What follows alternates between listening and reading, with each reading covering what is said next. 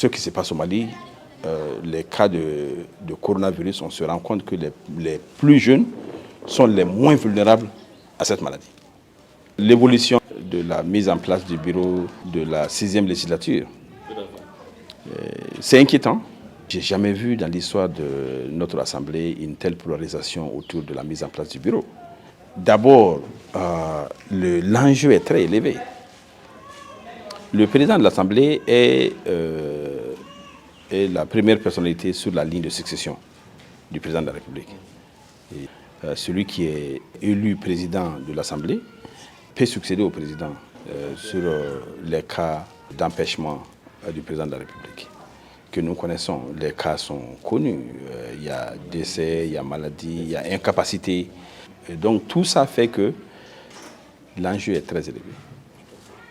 Et je comprends aujourd'hui les différentes candidatures qui se sont posées. Et les uns et les autres ont simplement raison. Parce que c'est un droit. Chacun a ce droit-là. Bon, chaque député, ce n'est pas que tu sois de la majorité ou pas, chaque député a le droit, est éligible à la présidence, au perchoir. Et donc, c'est très compréhensible. C'est vrai que les uns et les autres peuvent analyser les différentes candidatures sous cet angle ou autre angle. Le cas Moussa Mara, par exemple, qui est un cas notoire. Beaucoup de gens n'ont pas compris cette candidature. Moi-même, je n'ai pas compris, en fait, parce que je ne sais pas exactement son objectif, qu'il n'a certainement et ne voudrait certainement pas partager à cet instant avec les gens. Mais il s'est quand même attiré l'attention nationale par ce fait-là.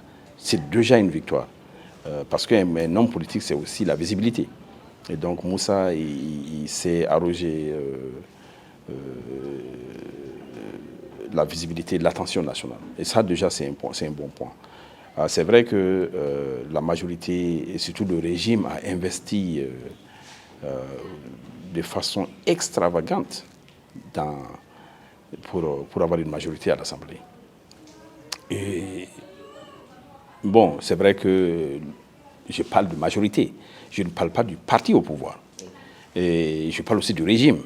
Parce que il y a un investissement du régime, du fait que qui est-ce qu'ils veulent aligner pour la succession institutionnelle sur la succession constitutionnelle même du président de la République en cas de force majeure ou en cas d'incapacité du président. Et donc, ce n'est pas une petite décision. Et donc, bien sûr que ce ne serait pas surprenant de voir le choix du président de la République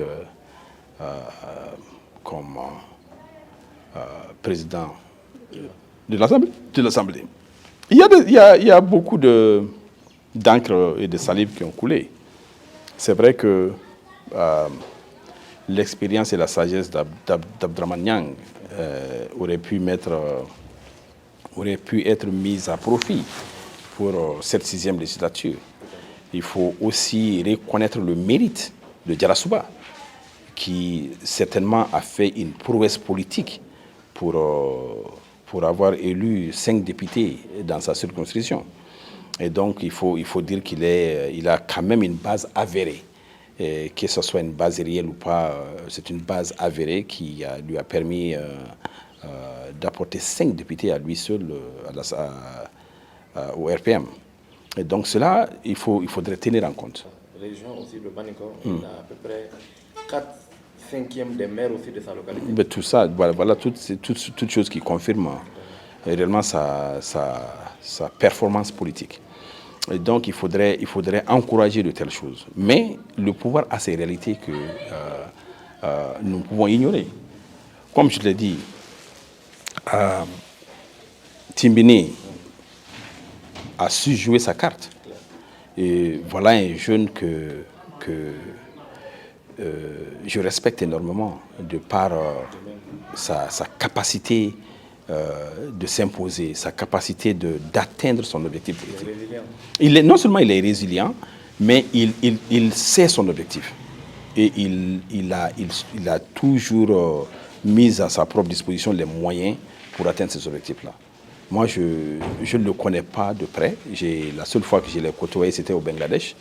La seule fois que je me suis trouvé en présence de Tébéné, en fait, c'était au Bangladesh. Ah oui, non, une fois, quand j'étais parti faire une écoute parlementaire, on a échangé brièvement là-bas aussi. Et ça, c'était après son séjour au Bangladesh, quand j'étais l'ambassadeur du Mali au Bangladesh en son temps.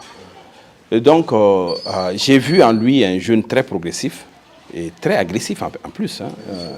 Il a toutes les chances de devenir le président de l'Assemblée nationale. Il va mûrir soudainement parce que les gens lui reprochent beaucoup de choses. Mais en réalité, si... Des qualités en politique. Bon, qui peuvent être des qualités. Qui peuvent être des qualités. Bon, à part ça, je crois que la destinée du pays va se jouer aujourd'hui. Et compte tenu de tout cela, nous attendons, nous voulons voir clair dans tout ça et que aujourd'hui les députés puissent élire en leur sein un président qui va faire de cette assemblée, malgré toute l'image ternie qu'elle a d'élus nommés et d'élus élus, donc de députés élus et de députés nommés. Donc, de toute façon, nous attendons de voir clair. Le PACP n'a pas pris position en tant que parti politique. C'est vrai que certains membres du parti ont exprimé ici et là des soutiens personnels à l'endroit de potentiels candidats, ou des candidats d'ailleurs. Bon, mais cela n'engage en rien le PACP. Et donc,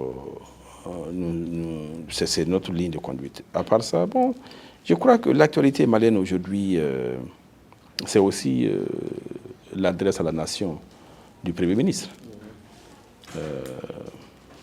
Un Premier ministre qui s'adresse à la nation au Mali. Bon, je ne sais pas, c'est le président de la République. L'adresse de clarification du Premier ministre après la sortie du président la veille. Oui, le président n'est pas sorti. Le président a fait sa rencontre, c'est tout. Le président n'a pas fait de sortie. Le président a tenu le conseil de défense. Mais le président n'a pas fait de sortie. Dans la pratique, non, c'est... Dans la pratique, c'est comme ce qu'on a vu en France. Le président détaille les grandes mesures, le Premier ministre vient les détailler. Où est-ce que le président a détaillé les grandes mesures? Dans sa sortie, là, il expliquait... Il est sorti où? Moi, je n'ai pas vu cette sortie. Ah, à l'issue de ce conseil-là... Non, voilà, c'était le conseil. Ce n'était pas à l'issue, c'était le conseil de défense. Et donc, le président, c'est Boubou qui est venu pratiquement s'adresser à la nation pour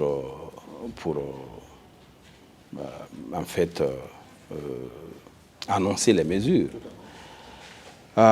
Bon, déjà, les mesures étaient connues. Tous les Maliens étaient informés. Il y a eu rien. Volontairement fuité. Voilà, donc il y a eu, je ne sais pas, une volonté d'informer en avance. Donc on a anticipé. Ce qui m'a surpris d'ailleurs, c'est la prorogation de la fermeture de l'école jusqu'au 2 juin. Parce que certains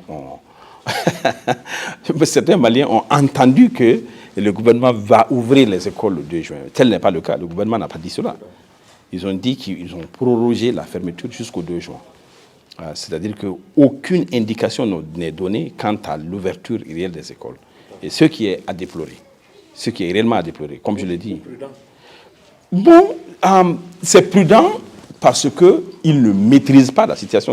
C'est là aussi qu'il faut déplorer que le gouvernement n'a pas la clé de la solution. Mais si on le compare à d'autres pays, c'est dans la même ligne, même la France qui avait annoncé son confinement, il avait donné la date barrière du 11, mais même là, le 11, là, tout le monde croit que c'est... Non, la France n'a pas l'épée de Damoclès des... Tout le monde copie la France. Non. Dans notre cas, nous n'avons pas un obstacle majeur. Nous avons un obstacle majeur. Contrairement à la France, à la Côte d'Ivoire, il y a la grève des enseignants. C'est-à-dire que l'État ne contrôle pas. Même on voudrait reprendre, on n'est pas prêt. Voilà, on n'est pas prêt, on n'a pas les moyens Voilà, donc les enseignants déjà avaient pris en otage l'école avant même la décision de fermeture. Cette décision de fermeture que moi j'ai personnellement qualifiée d'opportunité politique et que le régime a saisi. Parce que en réalité, le Mali n'était pas dans la posture réelle de fermer les écoles. Parce que les plus petits, là, ce sont les plus vulnérables. Sauf qu'on n'avait pas cette information d'abord au tout début de la... Oh non, on l'avait. Quand on a fermé l'école, on avait. Comme l'école publique est déjà déjà connu. Non, mais quand le gouvernement a fermé, c'était pour toutes les écoles, hein, privées et publiques. Oui, mais hein, donc, avant ça, les privés, déjà, les enfants, par précaution, restaient à la maison. Les autres, là, ne partaient pas aussi à l'école. Donc, les enseignants sont aussi dehors. Donc, ils ont juste enfoncé une porte, comme tu as dit. C'était même pas... C'était une opportunité politique qu'ils ont saisie. Moi, par contre, ce qui m'a choqué, ce n'est que le vendredi, tout près, que le gouvernement a réengagé des discussions avec le syndicat des enseignants, après plus de 2 mois de silence radio. Ils se sont insultés par presse interposée. On a levé le confinement. C'est quel jour le Premier ministre a parlé? C'était hier, non? Ah non, c'était avant-hier. Avant-hier, c'était vendredi ou samedi? C'est samedi que le Premier ministre a parlé. Et c'est la veille, le vendredi, que le gouvernement a demandé à rencontrer les enseignants. Le ministère du Développement, de la Solidarité, le ministre du Travail, il a demandé à rencontrer les syndicats. Oui, mais la rencontre n'a pas duré parce que les enseignants ont exigé le paiement des salaires d'abord, et ce qui est plausible. Bon, c'est un problème, comme tu le sais, Kao. Moi, mon engagement aujourd'hui, c'est pour l'éducation. C'est mobiliser le Mali, c'est mobiliser le peuple et surtout le leadership pour sauver l'éducation, pour l'éducation de nos enfants. C'est inquiétant. La situation, elle est inquiétante. Le pays va mal. Le pays va très mal. Et ce n'est simplement pas par faute de coronavirus, mais je crois qu'il faut instituer... cache la forêt, en fait. Oui, il faut instituer un leadership un peu plus éclairé. Il faut qu'on change de comportement. On a raté le coche pour le faire. Oui, il faut qu'on change de comportement. Même avec l'équipe actuelle, hein, même avec le régime actuel, il faut qu'il change de comportement. On ne peut pas continuer comme ça pendant 2 ans, pendant 3 ans. C'est intenable. Ça va être plus difficile de changer de comportement parce qu'ils n'ont pas été sanctionnés par la ville. On a plébiscité. Oui, d'accord, mais ils peuvent aller à l'auto-évaluation et voir dans quelle mesure ils peuvent sauver, au moins laisser un patrimoine du président de la République qui est à son dernier mandat. Donc il faut ça. Et donc moi, mon inquiétude, c'est à ce niveau-là. Et comment faire en sorte que nous puissions réussir une rentrée scolaire. Bon, c'est vrai que... On doit parler même de rentrée scolaire d'abord. On n'a même pas encore terminé là. On est en cours encore. On peut parler même de rentrée scolaire prochaine. Non, cette année, c'est pratiquement fini, quoi. Il ne faut pas qu'ils répètent les mêmes erreurs qu'ils ont. Non, mais ça ne sert à rien. On rentre dans l'hivernage dans 1 mois. Et il ne faut pas continuer à commettre les mêmes erreurs. L'année scolaire ne peut pas, il y a pour une raison, depuis la création de l'école malienne, l'hivernage est laissé pour la famille, pour la survie familiale. Et donc s'il faudrait encore répéter ces mêmes erreurs-là, je crois que le gouvernement peut nous épargner un autre malheur. Le malheur de retirer les enfants des champs. Et donc il faut réellement réfléchir. Cette année est perdue, elle est perdue. Il ne faut pas s'y accrocher. Mais il faut anticiper la nouvelle année.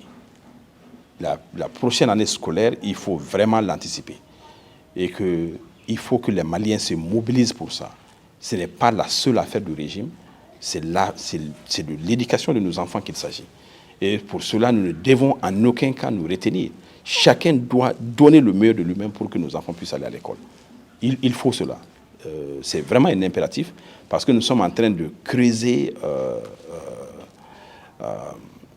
un grand fossé pour l'avenir de nos enfants. Déjà que le niveau n'est pas fameux, si en plus c'est instable. Oui, et puis bon, c'est une violation flagrante des droits humains, que ce soit l'article 39 qui est violé par le gouvernement, mais aussi il y a le droit des enfants à l'éducation. Cela va constituer une bombe à retardement. Il faut que les gens prennent la vraie mesure de la gravité de cette situation scolaire. C'est lié à tous les aspects de la vie de la nation. Et donc, nous attendons de voir qu'au moins cette institution qui sera plus ou moins légitime et crédible, plus ou moins, pourra contribuer à la résolution des multiples crises que nous connaissons aujourd'hui, la crise politique, la crise économique, la crise sécuritaire, la crise sanitaire. On n'en finit pas. On n'en finit pas. Il faudrait anticiper. Nous ne sommes pas condamnés à tout ça, Kao. Le Mali n'est pas condamné à ce cycle de rébellion, à ce cycle d'insécurité. Ouais, sauf que le Mali rate chaque fois les virages pour prendre. Chaque fois quand on a une décision majeure à prendre pour une période à venir, chaque fois on rate le coche. Moi, par exemple, je suis sûr que ce qui est en train de se jouer aujourd'hui dans l'Assemblée nationale, le choix qui est en train d'être vraisemblablement opéré en faveur du candidat, le candidat qui a été choisi par le régime, ça va même compliquer les réformes à venir. Pourquoi? Les réformes là ont déjà été reportées comme elles ont déjà été. Ça n'a pas marché comme une fois depuis Alpha lui-même à TT jusqu'à Ibeka. Et lors de la dernière mandature, ça n'a pas pu se faire en terre. C'est vrai, il y a beaucoup de forces aujourd'hui qui sont pour l'amender. Mais la personnalité du président de l'Assemblée nationale, ça compte dans ce genre de débat. Moi, je pense que ça va compter. Ça va compter, ça va compter, mais... Ça va, je me dis que si on avait par exemple la figure rassurante d'un homme expérimenté qui a déjà dirigé d'autres institutions, il aurait pu mener les débats avec plus de sérénité. Mais un jeune comme ça, avec tout le passé qu'on lui connaît, avec toute la réputation qu'on lui connaît, face à des mastodontes dans l'Assemblée, c'est lui qui est en train de... Non, je crois qu'il va s'élever à la hauteur de... Tu sais que quand un homme est donné une certaine responsabilité, les charges de cette responsabilité aussi jouent et influent sur la personnalité de l'homme. Je n'ai aucun doute que... il ne faut pas qu'on dise... Non, c'est vrai, mais il ne faut pas qu'on dise que nous, jeunes, ou les jeunes, je ne suis plus jeune, que quand même que la nouvelle génération, malgré nos erreurs passées, que nous ne soyons pas à la mesure de relever les défis. Moi, je lui donne le bénéfice de doute. Je pense que si on lui confiait le perchoir, je crois qu'il va s'assagir avec la charge et les responsabilités de la fonction.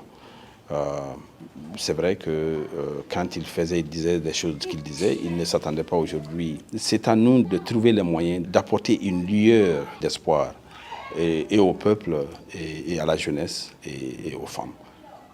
Nous allons continuer les échanges. Je crois que d'ailleurs on pourrait se retrouver bientôt pour analyser un peu l'élection du président ou du bureau de l'Assemblée nationale. Quitte aussi des petites échauffourées qui ont eu lieu ces derniers temps par rapport à la gestion du couvre-feu, même si je ne pense pas que ce soit forcément dû au couvre-feu ou aux coupures. On sent une certaine lassitude de la population. On va dire en général, parce que la population, il y a beaucoup de casquettes, il y a les militants, il y a les politiques. Tu sens que le peuple sent qu'on a raté un tournant. Donc, il voit qu'on a donné du crédit, de la confiance, on a donné un mandat à des gens pendant une période relativement longue et à des gens qui ne vont peut-être pas changer leur quotidien. Tout ça là s'est exprimé aussi dans ces contestations. Des pneus qu'on a brûlés. Ouais, bon, c'est vrai. Il faut aussi négliger aussi les arrestations que le régime est en... Bon, je vais dire le régime parce que... Oui, c'est le régime, bien sûr. Des arrestations extrajudiciaires.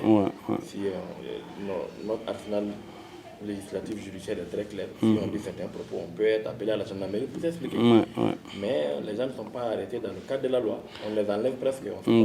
Pratiquement. Donc ça, ce sont des actes de nature. J'écoutais Moutaka avant-hier ou ce matin. Il dit que c'est l'une des raisons majeures pour lesquelles le régime de Moussa Traoré est tombé. Et pour l'acteur du mouvement démocratique qu'il est, on ne va pas accepter qu'il y ait ça. Et je suis d'accord avec lui. Mais quelles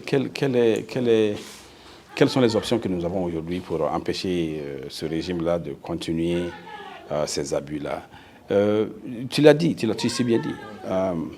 Les contestations, les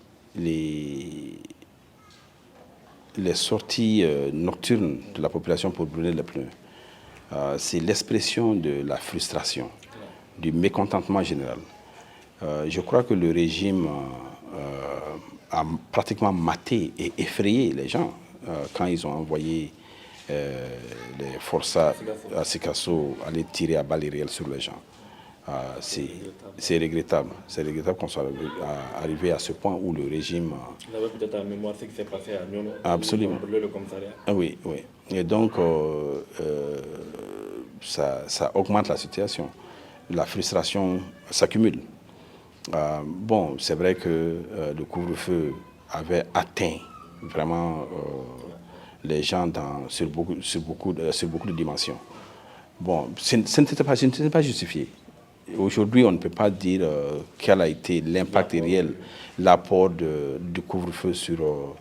Ils l'ont enlevé sans expliquer. Sans expliquer, oui. Ils n'ont pas dit aussi en quoi nous avons bénéficié de cette période de couvre-feu. J'aurais pu comprendre peut-être s'ils l'avaient réaménagé, comme certains pays l'ont fait. De 21h, ils sont passés à 23h. 23h, de 23h à 4h du matin aurait été très raisonnable parce que les gens auraient participé aux activités économiques nocturnes. Voilà, donc ça va mal. Ça va mal. Mais les décisions sont prises par tâtonnement. Ouais, nous sommes interpellés. Nous ne pouvons pas tourner notre dos sur le Mali, sur le peuple malien. Nous serons toujours là et il faut être lucide, il faut être stratégique. Et donc le PACP a besoin de se regrouper pour avancer un peu la réflexion et participer de façon extra-parlementaire dans la gestion de ce pays, surtout de toute façon apporter notre réflexion ou nos réflexions sur les grandes questions de la nation. Alors, merci bien.